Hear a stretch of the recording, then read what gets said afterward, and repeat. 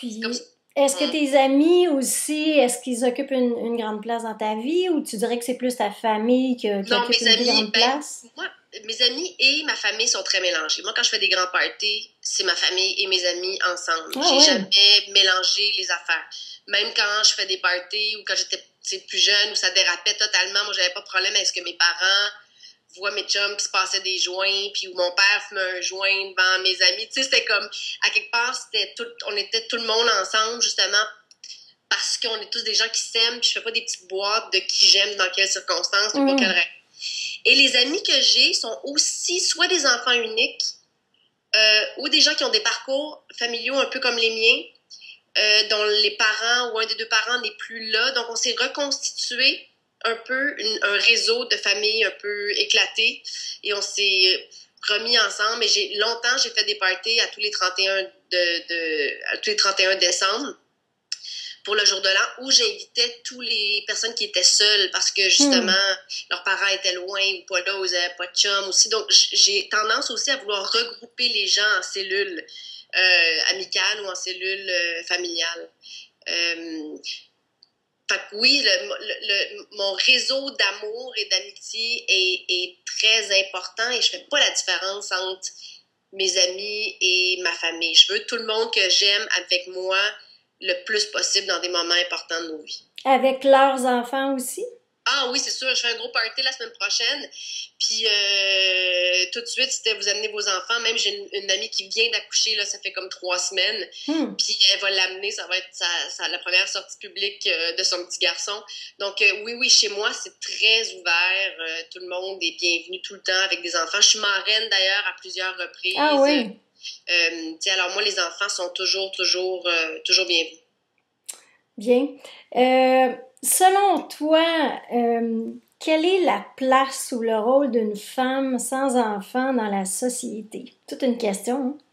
Moi, je pense que le rôle d'une femme avec ou sans enfant, le rôle ou il n'y a pas une plus grande place, il n'y a pas un plus grand, ben, il n'y a pas un plus grand rôle non plus, mais c'est sûr que la, ça joue des deux côtés, parce que je pense que moi j'entends beaucoup de femmes qui ont des enfants dire qu'elles se sentent un peu en marge Ah de la oui. société parce que le monde du travail n'est pas fait pour eux ou les exclut ou elles ont l'impression de devoir se retirer et de s'isoler dans les premiers 6 mois ou la première année quand elles sont en congé parental et tout ça. Il y a beaucoup de femmes qui ont de la difficulté à retrouver un emploi après, puis notre place dans la société est beaucoup définie dans nos sociétés par le travail qu'on fait, la carrière qu'on mène, ce qu'on fait, Mhm. et non pas qui on est.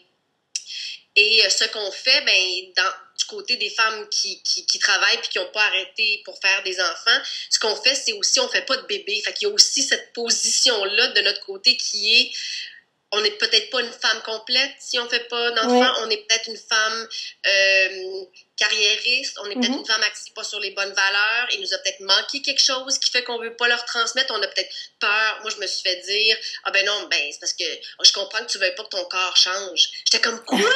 Vous pensez que je fais pas d'enfant parce que vous voulez pas que mon corps change? J'étais comme catastrophique que les gens puissent penser ça, Ah mais il oui. y a des gens qui pensent ça parce qu'il y a des femmes qui en font pas aussi pour cette raison-là. Je pense que c'est une minorité, mais dans mon métier, il y a des gens qui m'ont dit, des gens du public qui m'ont dit, ben vous, dans votre métier, on sait bien, il faut faire attention, tout ça. C'est absolument pas pour ça. Puis il y a des gens qui m'ont dit, puis qui m'ont affirmé, c'est sûr, toi, t'as fait le choix de ta carrière. J'étais comme, non, non, non, non, j'ai pas choisi Mhm. un contrat à la place d'un bébé ou une carrière à la place d'un bébé. C'est arrivé comme ça pour toutes sortes de raisons, dont le fait que j'en voulais pas quand j'étais jeune, puis que j'ai jamais rencontré un homme avec qui j'ai tellement eu envie de partager la vie. Il n'y a jamais eu un homme qui m'a dit avec tout l'amour, tu sais, je veux un enfant de toi, tu sais, je veux un enfant et je veux un enfant de toi avec toi, c'est pas la même chose. Donc, pour toutes ces raisons-là, c'est jamais arrivé. Mais c'est vrai qu'on me pose beaucoup la question pourquoi j'ai pas d'enfant, pourquoi j'ai pas eu d'enfant, puis les gens pensent déjà qu'ils savent exactement pourquoi j'en veux pas.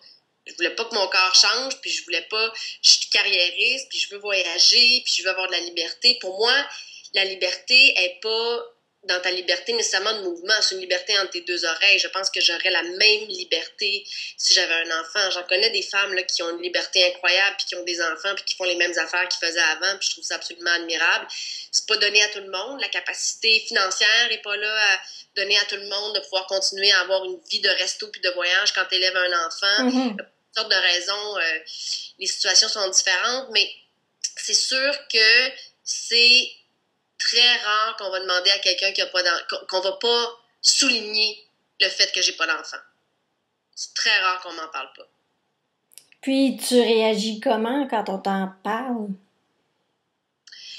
Ben, je suis assez. Tu vois, moi, ton invitation, je l'ai acceptée hyper spontanément. J'ai pas de. Je viens pas sur la défensive, je viens pas. Je suis assez sans filtre. Je trouve que c'est un questionnement. Je viens sur la défensive quand les gens affirment pourquoi ils pensent que j'en veux pas, parce qu'ils pensent me connaître, puis c'est quelque chose de tellement intime. Tout à Je viens fait. toujours un peu. Je me sens toujours un peu agressée quand quelqu'un pense qu'il devine qui je suis, puis qu'il me connaît pas. Ça, c'est toujours un peu. Insultant pour n'importe qui. Mais je trouve ça intéressant parce que ça enclenche une conversation, ça enclenche un dialogue. Mhm. De toute évidence, s'ils sont curieux, c'est qu'ils en ont peut-être pas dans leur entourage. Pour eux, ça fait pas partie de leur valeur familiale, de comment ils ont été élevés, de comment. Donc, pour moi, c'est intéressant parce que ça veut dire qu'ils sont curieux. Puis là, on est à la rencontre de deux mondes. Puis ça, je trouve toujours ça bien intéressant de pouvoir, par le dialogue ou le débat, faire tomber l'ignorance ou en tout cas faire que les idées circulent. Mais je suis généralement assez ouverte à parler de ça. Puis souvent, ça me questionne. Je réfléchis à voix haute, comme là, avec toi depuis tantôt. Je réfléchis à voix haute parce que c'est pas une question que je me pose régulièrement, mais c'est une question qui revient. Puis des fois, ça me permet de mesurer où est-ce que je suis rendue. Mes réponses à 35 ans n'étaient pas les mêmes que mes réponses à 42 ans. Mm. Et je suis convaincue que mes réponses à 47 ne seront pas les mêmes que maintenant.